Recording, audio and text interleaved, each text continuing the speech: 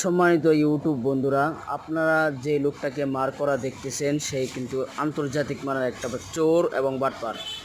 আমাদের দোকানে আসছিল সে অনেক কিছু মালামাল কেনার পরে কিনে নাই, মূলত সেইগুলো জিনিস সে কেনার বাহানা ধরেছিল। তারপরে সে 2 কার্টন সিগারেট নিয়ে সে পালিয়ে গিয়েছে। অতএব আপনারা যারা যারা এই ভিডিও, সবাইকে আমি দৃষ্টি আকর্ষণ করে বলবো, ওনাকে যদি আপনারা পান তাহলে যেখানেই পাবেন সেখানে ধরে পিটাবেন। আন্তর্জাতিক মানের একটা চোর কিন্তু সে। এমন চোর, কত বড় শেষরা চোর, কত বড় শেষরা কাজ করতে পারে সে, মানুষের প্রতি কত জুলুম করতে পারে। এরকম জুলুমকারীরা ধইরা হাড্ডিগুড্ডি ভাঙ্গিয়া তারপরে আপনারা বসায় রাখবেন। শালার ঘরে শালা।